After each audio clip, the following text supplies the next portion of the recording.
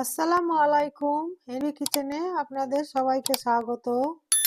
ভাপা পিঠা বানানোর আরো একটি সহজ রেসিপি নিয়ে হাজির হয়েছি, যেটা কিনা গরম পানিতে ভাপে বসিয়ে ছোট একটা কড়াই বানানো হয়েছে। যাদের ভাপা পিঠা বানানোর কোনো রকম পাত্র নেই, তাদের জন্য এই রেসিপি। আজকের পিঠাটা আমি দুইভাবে বানিয়েছি, চলুন তাহলে দেখে নিন। প্রথমে আমি পিঠার আটাটা তৈরি করে নেব। এখানে আমি 3 কাপ সেদ্ধ চালের শুকনো আটা নিয়েছি, আর এখানে বাটিতে আমি পানি নিয়েছি অল্প একটু, লবণ দিয়ে ভালো করে মিশিয়ে নেব। এই পানি দিয়ে আটাটাকে আমি মেখে নেব। অল্প অল্প পানি দেব আর আটাটাকে মাখবো। একবারে বেশি পানি দেওয়া যাবে না।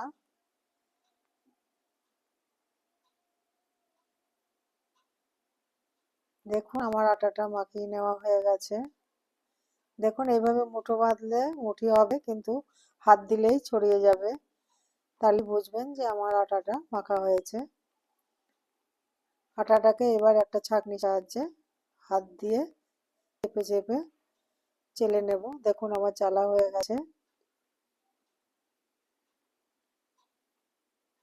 এখানে একটা বাটি নিয়েছি, এই বাটিতেই আমি পিঠাটা বানাবো। চালের গুঁড়িগুলো বাটিতে সাজিয়ে নেব।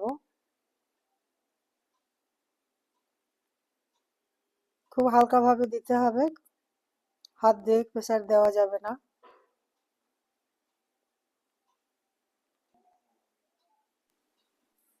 দেখুন এখানে আমি চালের গুঁড়ি দিয়ে বাটিটাকে ভরে নিয়েছি। বাটিটাকে আমি রেখে দেব। এদিকে আমি একটা ছোট কড়াই পানি দিয়ে গ্যাসে বসিয়ে দিয়েছিলাম। পানি গরম হয়ে গেছে। এবার পিঠাটাকে মুখের উপরে বসিয়ে দেব। আস্তে আস্তে কাপড়টাকে সরিয়ে বাটিটাকে তুলে নেব। ফের কাপড়টাকে দিয়ে পিঠাটাকে ঢেকে দেব। কিছুক্ষণ অপেক্ষা করব পিঠাটা সেদ্ধ হওয়া পর্যন্ত। দেখুন আমার পিঠাটা হয়ে গেছে।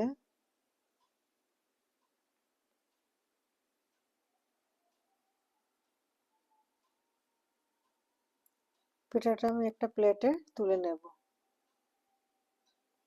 একইভাবে আবারও একটা পিঠার জন্য বাটিতে চালের গুঁড়ি দিয়ে ভরে নেব।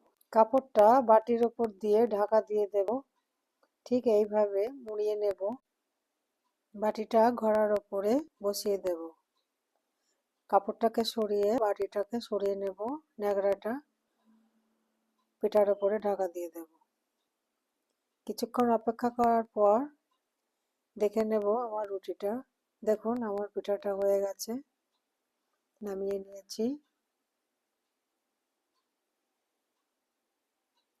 একইভাবে আমি অনেকগুলো পিঠে বানিয়ে নিয়েছি।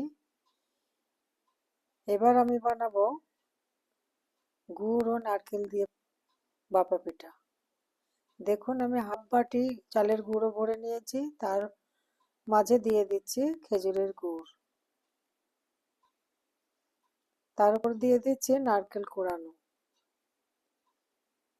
সবার শেষে দিয়ে দেব চালের গুঁড়ি।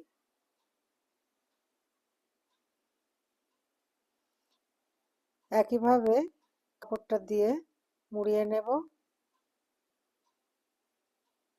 গড়ার উপরে বসিয়ে দেব।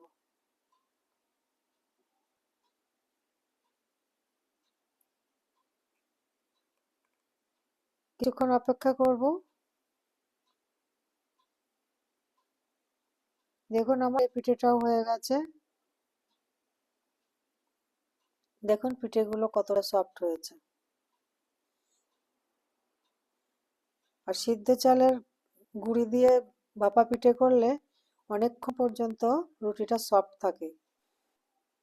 দেখুন গুড়ের পিঠাটা ভিতরে গুড়ে কিরকম লাল হয়ে আছে। আশা করি আমার ভিডিওটি ভালো লেগেছে। ভালো লাগলে প্লিজ আমার চ্যানেলটি সাবস্ক্রাইব করবেন। সাবস্ক্রাইব করে পাশে থাকা বেল বাটনটি প্রেস করে দেবেন, আর বেশি বেশি শেয়ার করবেন।